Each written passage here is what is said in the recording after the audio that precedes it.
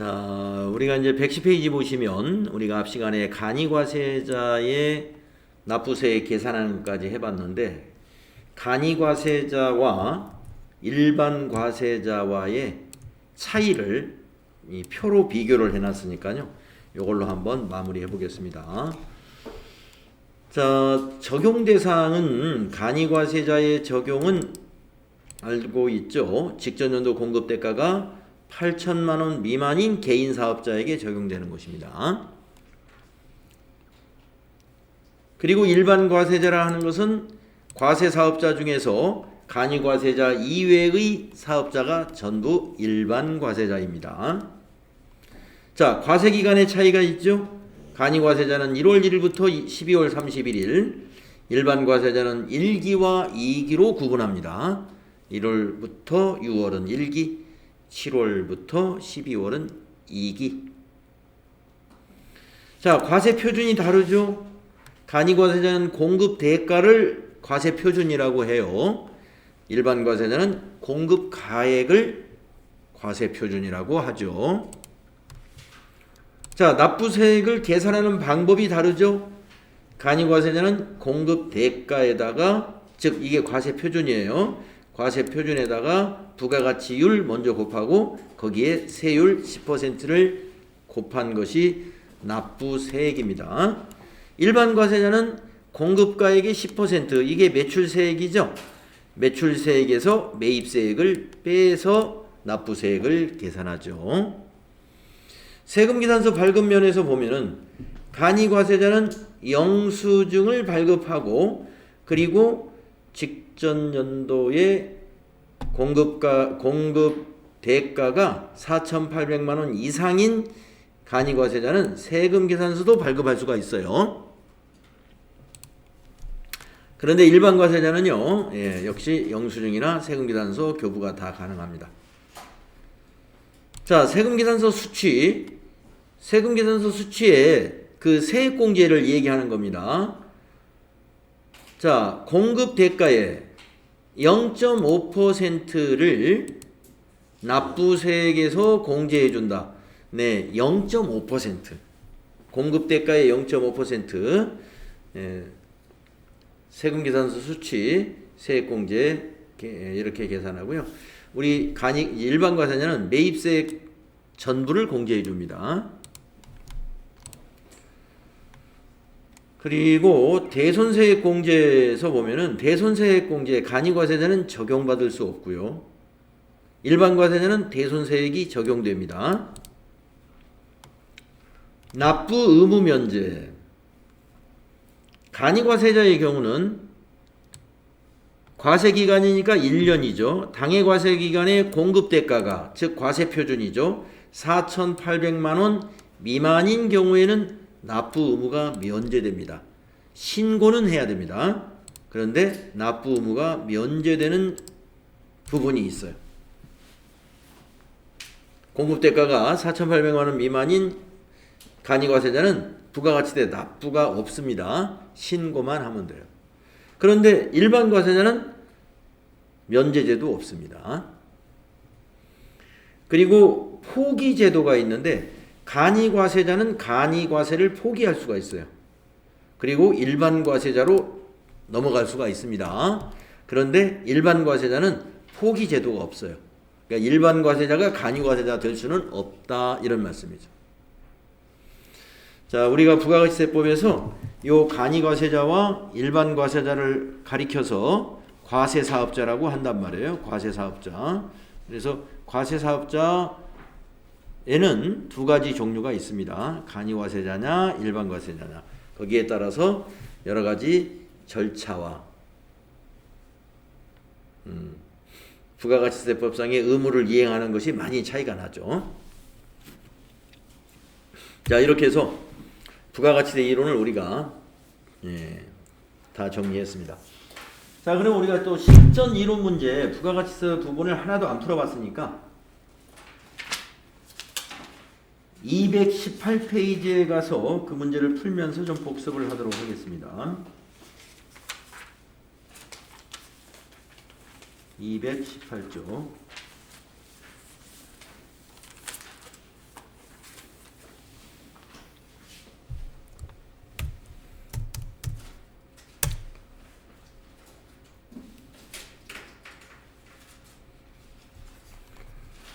자, 홀수로만 한번 풀어보겠습니다.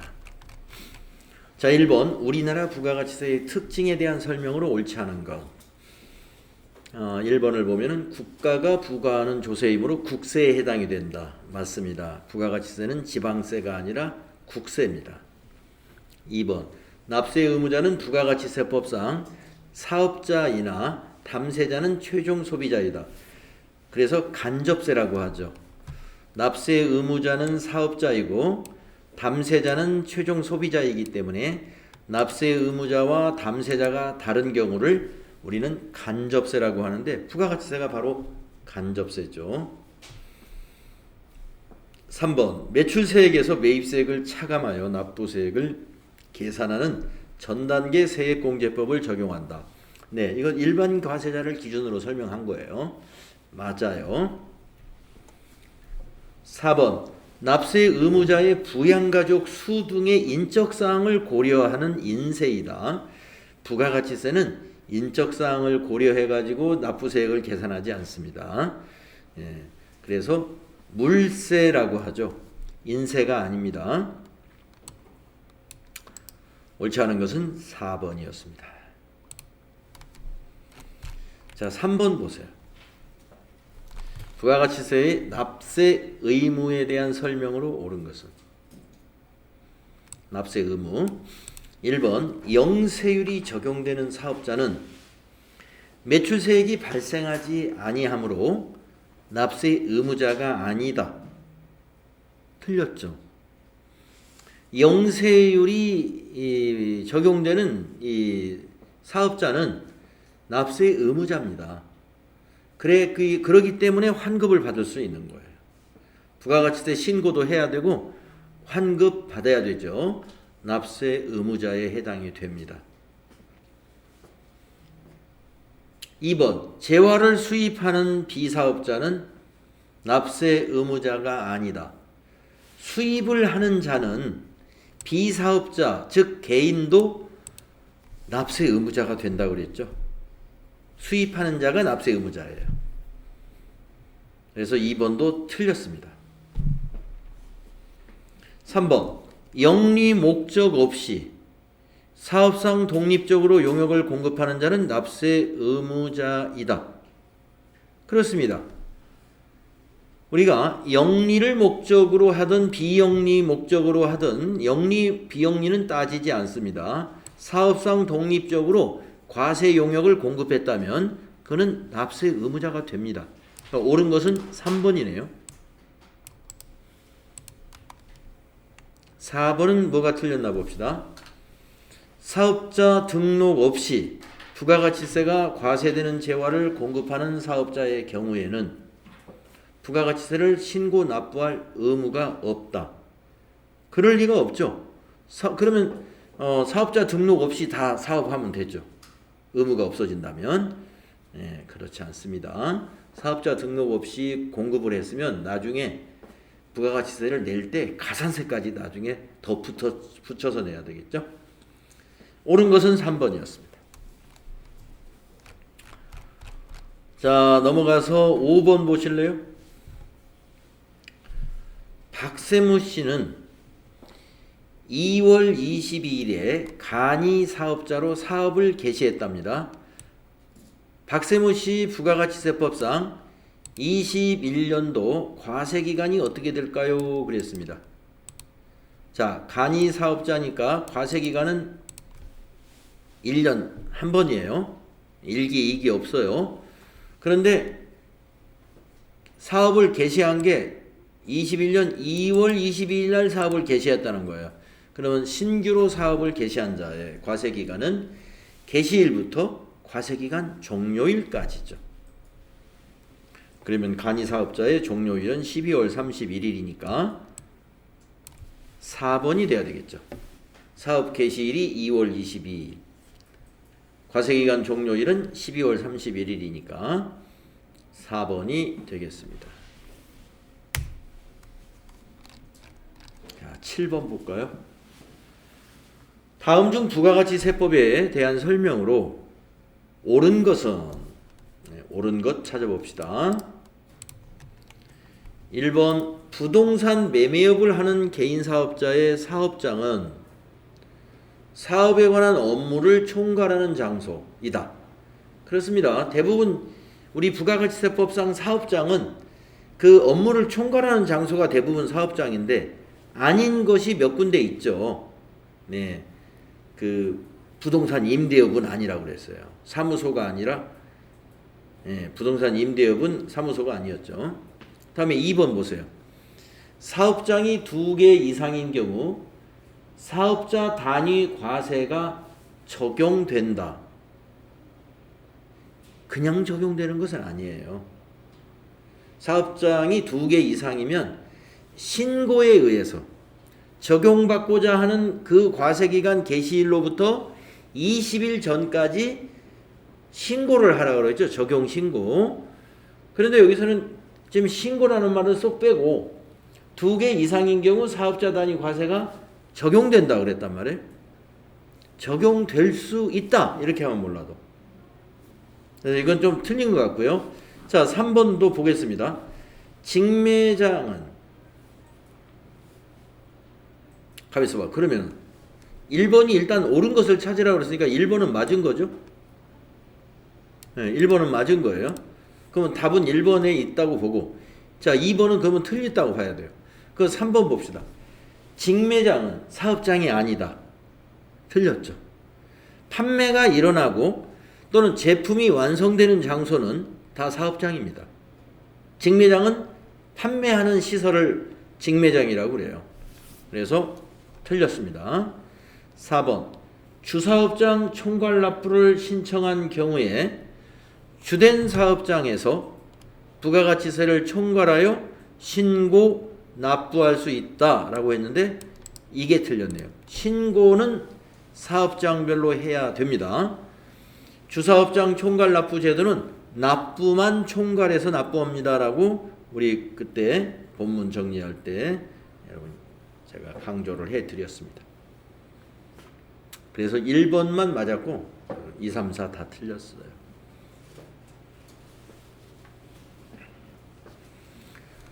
자, 다음 문제로 가보겠습니다. 9번으로 가볼까요?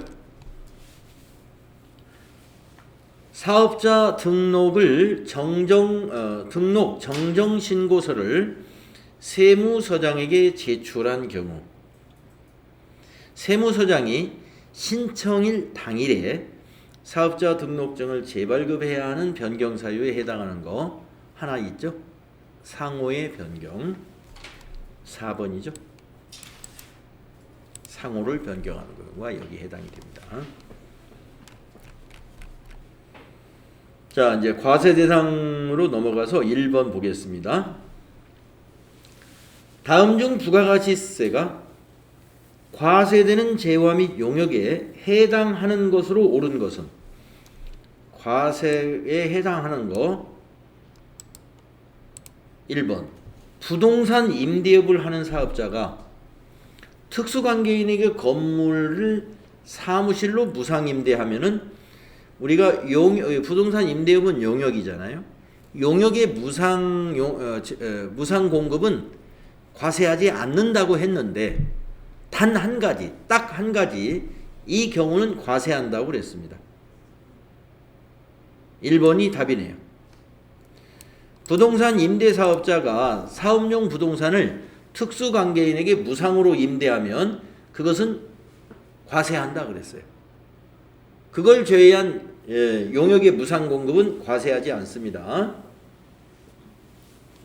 자, 1번은 과세고 2번 민사집행법에 의해서 경매가 일어난 거 그래서 양도하는 것은 공급으로 보지 않는다 이랬습니다. 3번 양도담보 목적으로 부동산을 제공하는 것도 공급으로 보지 않습니다. 4번 상속세나 증여세법에 따라서 건물 같은 것을 조세로 조세 납부를 했어요. 이거 공급으로 보지 않습니다. 1번이었어요. 자, 3번 문제로 가볼게요. 과세사업자인 주식회사 한곰의 다음 거래 중 부가가치세 과세 거래는 두 개를 찾으라는 거네요. 자, 담보 목적으로 부동산을 제공하는 것은 공급이 아니라고 그랬습니다. 매입세의 공제를 받지 못한 재화를 거래처에 증정했습니다. 자, 우리가 거래처에 증정하는 것을 사업상 증여라는 간주공급으로 우리 공부했는데, 매입세 공제를 받은 거면은 그거는 사업상 증여로 우리가 과세를 합니다만은, 매입세 공제를 받지 않은 재화를 증정했을 때는 부가가치세 과세하지 않아요. 아니고, 그 다음에 다번, 특수관계인에게 사업용 부동산을 무상으로 임대했다. 아까 보기에 나왔던 거고, 이건 과세죠. 라번, 건물을 교환하는 경우 교환 거래로 과세합니다. 예, 과세 재화를 서로 교환하잖아요. 교환 거래로 부가가치세 과세됩니다. 그래서 다라 3번이 답이었습니다.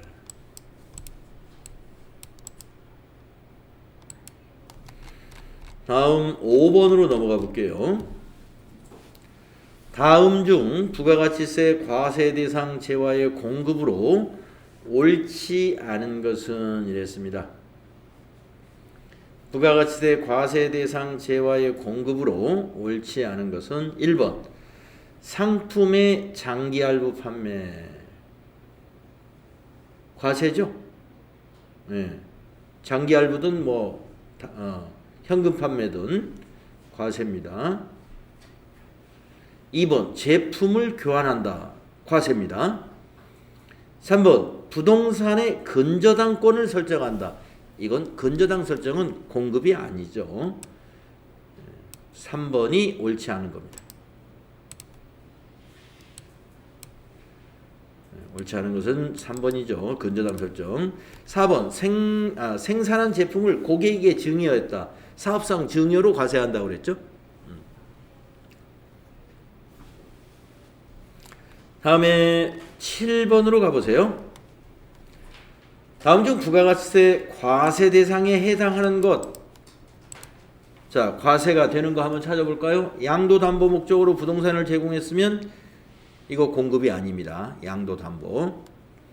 민사집행법에 의해서 경매 절차에 따라서 재화가 양도됐어요? 이것도 공급이 아닙니다. 3번 사업장별로 그 사업에 관한 모든 권리와 의무를 포괄적으로 승계. 이걸 우리가 사업의 포괄적 양도라고 하는데 이것도 공급이 아닙니다. 부가가치세는 과세되지 않아요. 4번 건물을 현물 출자하는 것은 공급으로 과세합니다. 현물 출자 과세 4번이에요.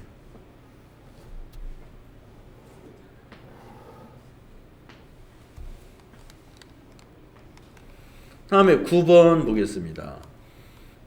부가가치세법상 과세 대상이 아닌 것은 전력, 전기에 부가가치세 붙습니다. 상품권, 이거는 과세가 안 돼요. 상품권은 유가증권으로서 현금처럼 이렇게 나중에 상품권으로 물건을 교환할 때 그때 부가가치세가 과세되는 것이지 상품권을 과세하는 건 아닙니다. 가스 과세, 건설업 면허를 거래하면 과세가 되죠. 다음에 11번 부가가치세법에 대한 설명 중 옳지 않은 것은 옳지 않은 거 찾아봅시다. 고용관계에 의하여 근로를 제공하는 것은 용역의 공급이 아니다. 그렇죠. 고용관계를 가지고 근로를 제공하는 것을 우리가 용역이라고 하지 않죠? 맞습니다. 2번 음반과 음반에 수록된 해설 책자를 공급하는 것은 과세다. 예, 음반이 여기서는 주된 재화예요. 음반이 과세 재화이기 때문에 책자가 포함되어 있어도 이것은 과세로 봅니다. 책자가 주된 재화가 아니기 때문에. 다음 3번. 광고 선전용으로 불특정 다수인에게 배포하는 광고 선전물은 재화의 공급이다. 이거 틀렸네요. 우리가 광고 선전물, 홍보 목적으로 이게 주는 거 있잖아요. 예. 우리가 광고 선전물을 배포하는 것은 재화의 공급이 아닙니다. 네, 옳지 않은 것은 3번이네요. 자, 4번. 사업자가 사용인에게 작업복을 무상으로 제공하는 것은 재화의 공급이 아니다. 맞습니다. 사업자가 직원들에게 작업복 또는 작업화 이런 걸 무상으로 주는 거, 거기에 대해서 부가가치세 과세하지 않는다. 예, 재화의 공급이 아니기 때문에. 3번이 틀렸어요. 재화의 공급이 아닙니다. 재화의 공급이다 했는데 재화의 공급이 아니다.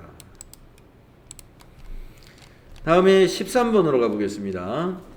다음 중 부가가치세법상 재화와 용역의 공급 시기로 옳지 않은 것. 공급 시기 우리 쭉 정리했었죠. 수출 재화는 선적일이 맞죠. 폐업 시 잔존 재화는 폐업일이 공급 시기죠. 단기 할부파면은 인도하는 때입니다. 재화를 인도하는 때 대가의 각 부분을 받기로 한 때는 장기 할부 판매였어요. 장기 할부 판매. 3번이 틀렸어요. 4번은 위탁 판매는 수탁자의 공급일을 공급 시기로 봐야 돼요. 그 다음에 15번은 무슨 문제인가요? 부가가치세법상 공급 시기와 공급 장소에 대한 설명 중 가장 옳지 않은 것은, 자, 1번 무인 판매기를 이용하여 재화를 공급하는 경우 사업자가 무인 판매기에서 현금을 꺼내는 때를 공급 시기로 본다 그랬죠. 예, 1번은 맞았습니다. 2번 상품권을 현금으로 판매하고 그 후에 상품권에 의하여 현물과 교환하는 경우 상품권이 인도되는 때를 공급 시기로 본다. 상품권이 인도되는 때가 아니라 상품이 인도되는 때. 예, 2번 틀렸어요. 상품권이 인도되는 것은 공급이 아니라고 그랬죠. 부가가치세법상. 상품이 인도돼야 돼요. 그래서 2번 틀렸고 3번은 맞았나요? 용역의 공급 장소는 영무가 제공되거나 시설, 권리 등 재화가 사용되는 장소로 한다. 맞아요. 거래 장소에 대한 얘기였고. 그 다음에 4번 재화의 이동이 필요한 경우 재화의 이동이 시작되는 장소를 재화의 공급 장소로 한다. 맞아요. 2번이 틀렸습니다. 네네. 응? 생산한 제품을 고객에 증여하는 경우. 광고 선전용으로 배포하는 거라면요. 내용이 내용이 어떻게 되냐면 광고 선전물로 불특정 다수에게 배포한다는 것은 판매용 제품이 아닌 거죠. 네, 그거는 우리가 판촉물처럼 샘플을 돌린다고 보시면 됩니다. 광고 선전 목적으로. 근데 우리가 상품이나 제품을 거래처에게 증여했다 하는 것은 광고 선전 목적이 아니고 그냥 준 거예요. 예, 그냥 준 거. 그러니까 거기에 대해서는 매입세 공제를 받은 것을 증여했다고 보고 매입세 공제를 받은 것을 거래처에 증여했다 하면 그거는 과세라고 봐야 됩니다. 아까 조금 전에 나왔던 거 약간 좀 애매하긴 했는데 그 불특정 다수에게 광고 선전 목적으로 배포했다 그러는데 그거는 우리가 견본품을 배포했다. 이렇게 받아들여야 돼요. 샘플. 거래처에 샘플을 보낸 것도 그건 공급이 아닙니다. 되셨나요? 그렇게 구분하시면 돼요. 자, 다음에 이제 영세율과 면세로 넘어가 볼까요? 1번. 다음 중 부가가치세가 면세되지 않는 항목은, 면세가 안 되는 거 한번 찾아볼까요? 자동차 대여. 이거 면세 아니네요. 답이 1번이네요.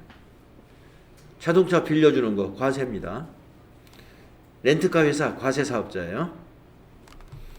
국가에 무상으로 공급하는 거 면세입니다. 국민주택의 건설 용역 면세입니다. 축산물 위생관리법의 가축에 대한 진료 용역 면세입니다. 다음 3번 문제로 가보겠습니다. 다음 중 부가가치세 면세에 해당되는 금액을 산출하면 얼마인가? 면세만 숫자를 다 더해보라는 건가요? 연탄, 무연탄, 면세 요거고요. 시내버스도 면세. 수집용 우표는 과세고 그냥 우표가 면세였죠. 신문은 면세지만 신문사의 광고는 과세였죠. 그래서 20만원하고 10만원만 더하면 30만원이 답이 되겠네요. 하면 5번으로 가보겠습니다.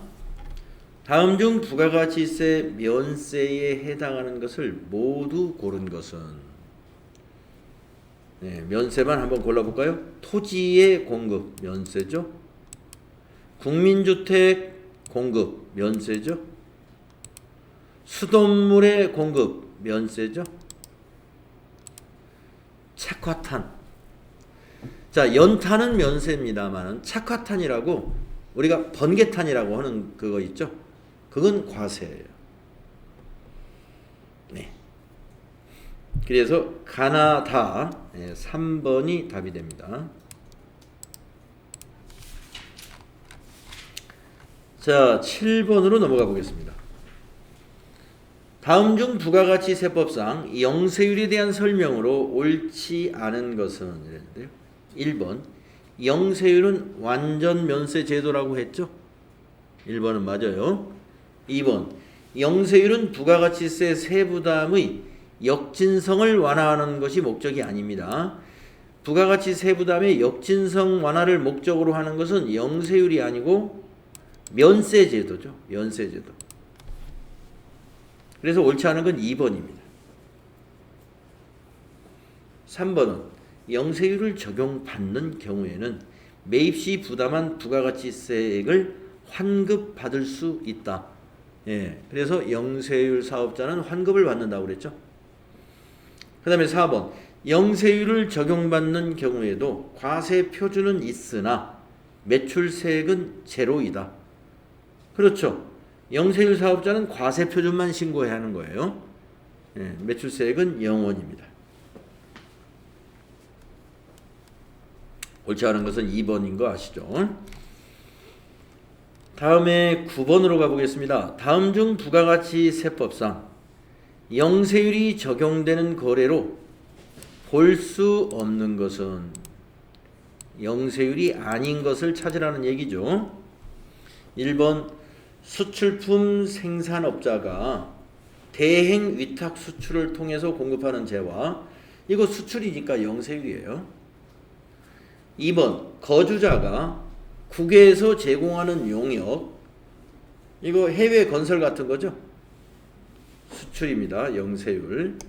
3번 국내에 주재하는 외국 정부기관에 공급하는 재화, 여기에도 영세율 적용하죠. 4번 사업자가 외국의 거래업체에 증여하기 위하여 무상으로 반출하는 견본품, 견본품을 반출하는 것은 영세율 적용하는 것이 아니라 공급이 아닙니다. 공급으로 보지 않는 거죠. 그러니까 거래가 아니에요. 이거는 견본품 샘플 보내주는 거를 말하는 건데 이거는 영세율이 아니라 그냥 거래가 아니다.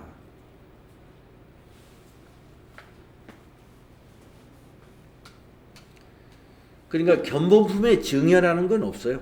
견본품을 그냥 보내주는 거지. 자, 그 다음에 11번으로 다음 페이지에 있는 거 보겠습니다. 부가가치 세법상 영세율과 면세에 대한 설명 중 옳은 것을 모두 골라라 그랬네요. 두 개가 옳은 모양입니다. 자, 가번부터 보겠습니다. 영세율은 부가가치세의 역진성을 완화하는 것이 목적이다. 이거 틀렸네요. 네, 영세율이 아니고 면세가 부가가치세 역진성이에요. 완화하는 것이 목적인 반면에 면세는 소비지국에서 부가가치세를 과세하는 것이 주된 목적이다. 이거 면세가 아니라 여기가 영세율. 예, 그렇죠? 여기는 뒤에 것이 영세율, 앞에 것이 면세입니다. 틀렸고, 나번 면세 사업자도 부가가치세가 과세되는 재화 또는 용역을 공급받는 때에는 그에 대한 부가가치세를 부담해야 한다. 면세 사업자는요, 공급을 받을 때 과세 재화를 공급받으면 면세 사업자가 부가가치세 부담하는 거예요. 나번이 맞았어요. 다번 영세율 적용 대상 재화만 공급할 경우 납부할 세액이 없으므로 부가가치세 신고를 하지 않아도 된다. 이거 틀렸죠? 네, 납부할 세액이 없더라도 과세 표준을 신고하는 거예요. 영세율 사업자. 다번 틀렸고요. 라번 면세되는 재화 또는 용역의 공급에 필수적으로 부수되는 재화 또는 용역의 공급은 면세되는 재화 또는 용역의 공급에 포함되는 것으로 본다. 그렇습니다. 여기 설명을 보면 면세가 되는 재화가 주된 재화라는 거예요. 예. 면세되는 재화 또는 용역의 공급에 필수적으로 부수되는 재화라고 했으니까 면세가 주된 재화이고 거기 부수되는 재화가 과세 재화였을 때 이건 면세로 본다 이런 얘기입니다. 라번은 맞았어요.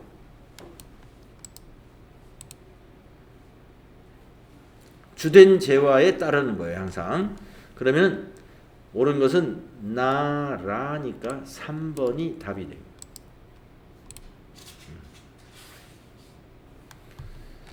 자, 13번으로 가볼까요?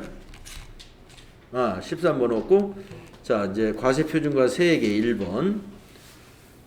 다음 중 부가가치세의 과세표준에 포함되는 것은, 자, 매출 할인액은 과세표준에서 빼야 되는 거예요.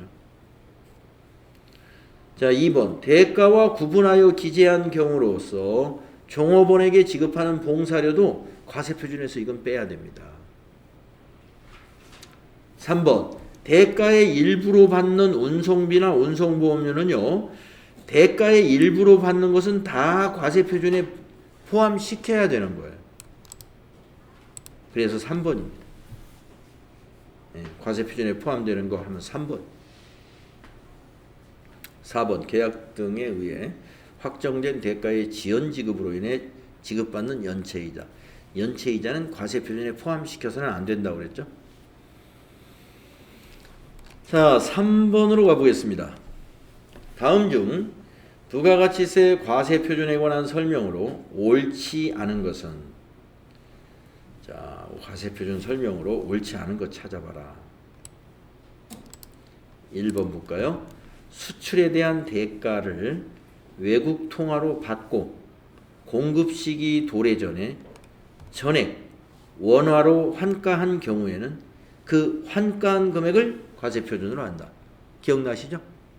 요거 맞아요. 그 다음에 2번 재화나 용역의 공급과 직접 관련되지 아니하는 국고보조금은 과세표준에 포함되지 아니한다. 네, 관련되지 않은 거니까 포함되지 않습니다. 맞죠? 3번. 재화를 공급한 후 그 공급가액에 대한 장려금은 과세표준에서 공제하지 않는다.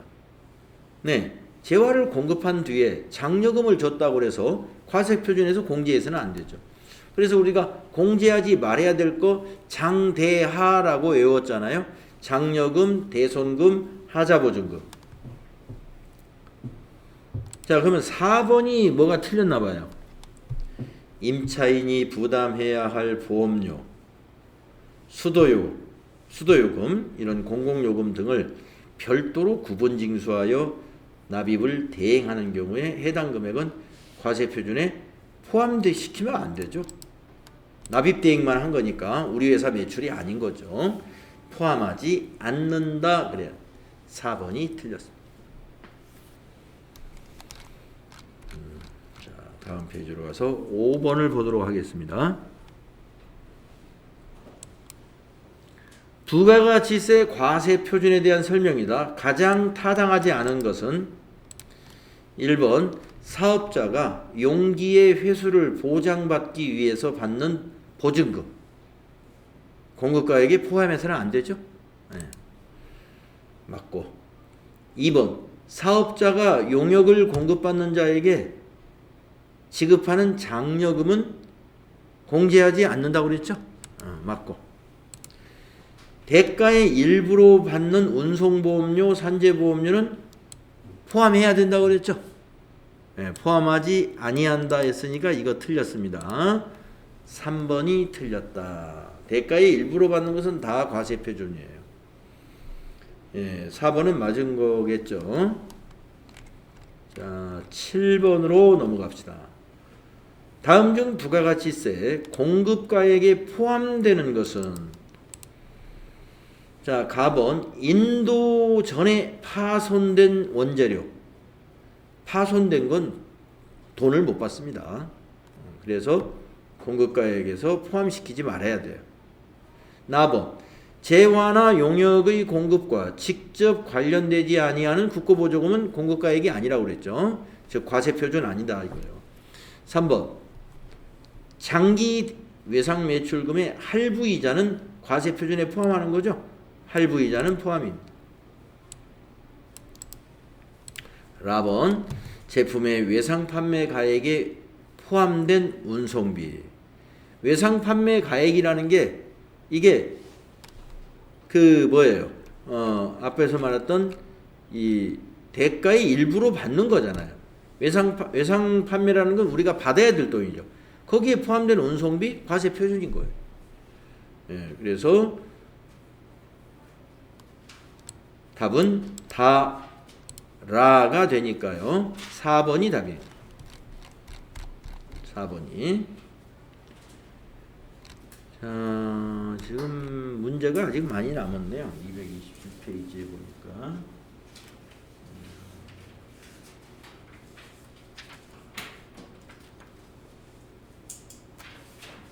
231페이지까지 있군요. 자, 227페이지까지 우리 풀어본 거고요.